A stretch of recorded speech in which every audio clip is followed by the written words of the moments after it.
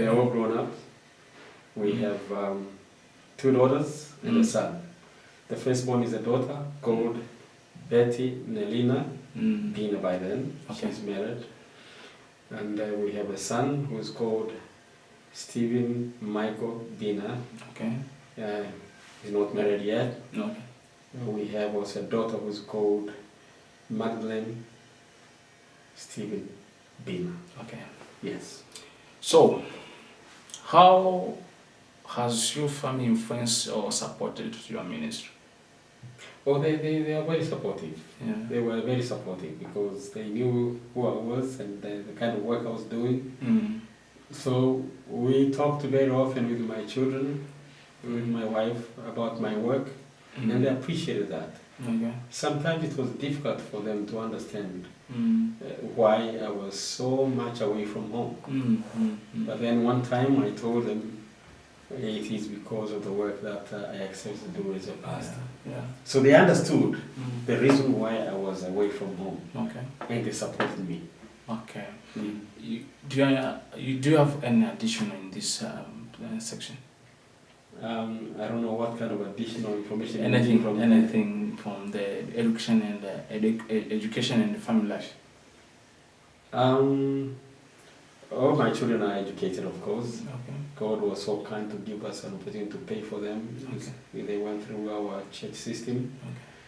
Okay. But all of them hold degrees, master's degrees, all of them. And one of them is a doctor. Okay.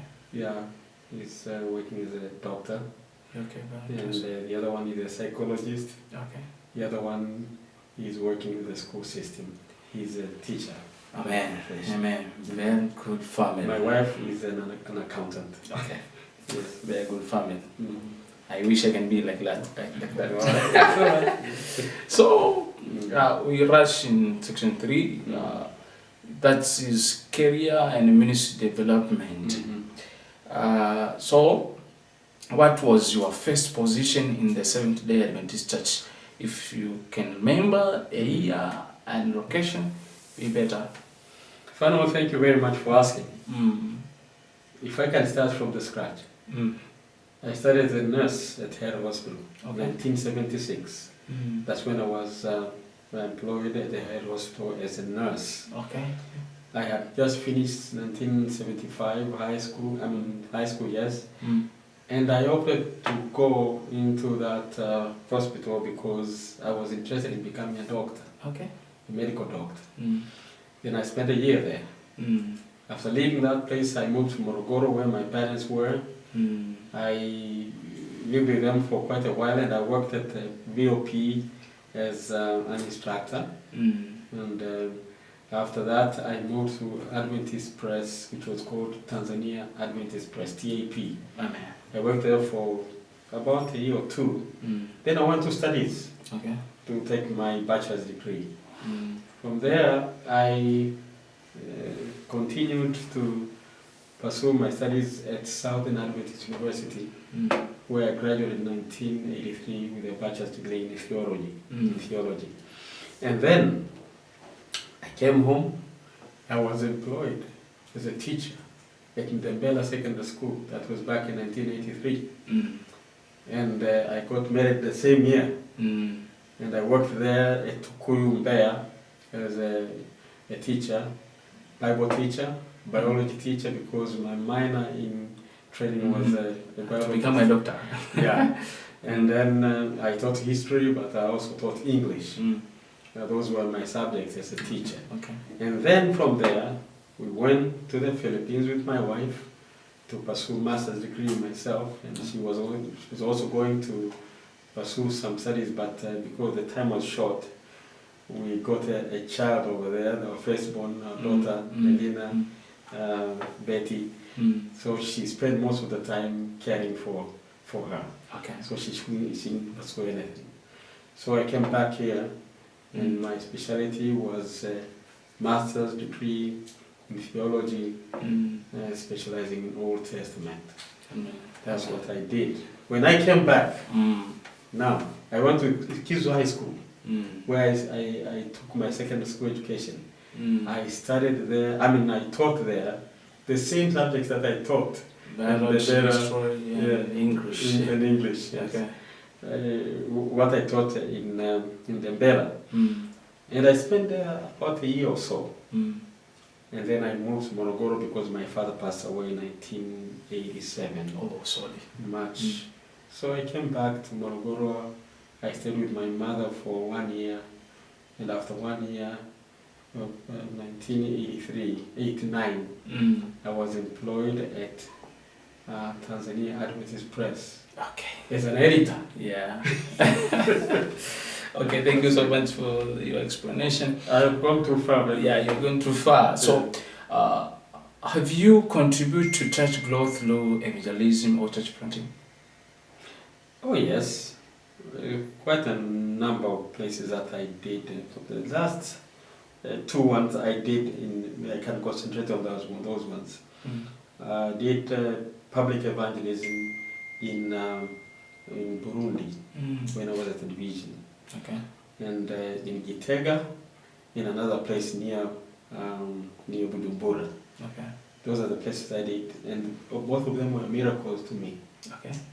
Because every time I went there were Roman Catholic places where you couldn't expect much of the results. But you know what happened? Yes. Those 2 of them. Every time people told me, if you get 2 people or 5, you have done well. But God made a miracle to me. All places I baptized more than 100 people. Oh my God.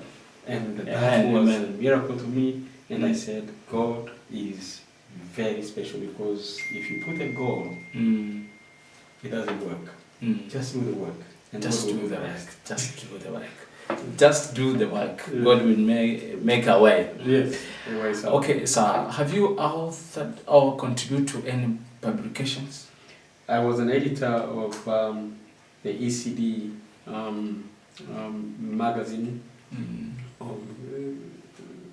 And I have done that all the time that I was at the division. And that is a lot of what I did. Okay. I don't know any publication apart from editorial work that I did, and I stood for the magazine. Okay, so what major achievement, recognition or distinctions have you received? Well, I don't know whether it has been a recognition or anything, but I know one thing. I was very instrumental in starting this satellite evangelism in 2001. Okay. With Pastor Bina, as we were leaders at the union. He was the president, I was the secretary, and Manyama was the treasurer. Oh. We ventured into that one, and in the whole division, which was based in Zimbabwe, we were the only ones who did that. Amen. But also, after leaving that place, I went to the division. All the net events that were not yet started there, I started them myself from the Department of Communication. And I remember we did 3: Safari Africa, Hope 2010, and Gospel Gospel Flames in Kampala, 2012. Okay. 2007, 2010, and 2012. Okay. All of them were very successful. Amen. And last thing but not least, the Hope Channel you see right now here, I started it from scratch at the division. Amen. It wasn't there, but through God's guidance and support from the leadership of the division, including the team that I had, in 2007, we started a studio which led into the full-fledged Hope Channel and studio at the division office. Amen. Amen. That's right. So it's good to hear. What challenge did you face in ministry and how were they overcome it? There's a lot of challenges in the ministry. Yes, I know. So let me say this. Just simple. You may think it's smooth, but it's not smooth at all. Okay. But with that roughness that you find in the ministry, one thing you should do is to depend on God and commit yourself in doing the work that you're called to do. Don't engage in politics or anything in the church. Just do your work. There are times that you find it difficult because maybe somebody doesn't like what you're doing. Or maybe somebody doesn't like the achievement that you're achieving. Yeah, okay. But listen to me. Don't give up. Continue. If I told you what I went through, I don't want to share it here. You will be surprised. Okay. But I've seen God's hand. Don't give up. Yes. Okay. How have you seen the Seventh-day Adventist Church grow or change during your years of service? I have seen it changing from a small group or small growth into a larger growth and explosion. Okay. Because when we started, it was a lot of struggle because even the way we were traveling and everything, it wasn't easy. Okay. But now everything has changed. Yeah. It is just easy for us to move around. Those days it was difficult. You have to jump into vehicles that were not fit for the work, but you have to jump into them and do the work. Okay. It has developed from a few members to a large congregation of members that we see today. Amen. And the development of the structures is amazing. Amen. You cannot compare with our time. Thank you so much. Did you have any addition on this section? If you can. God's work depends on the determination that you have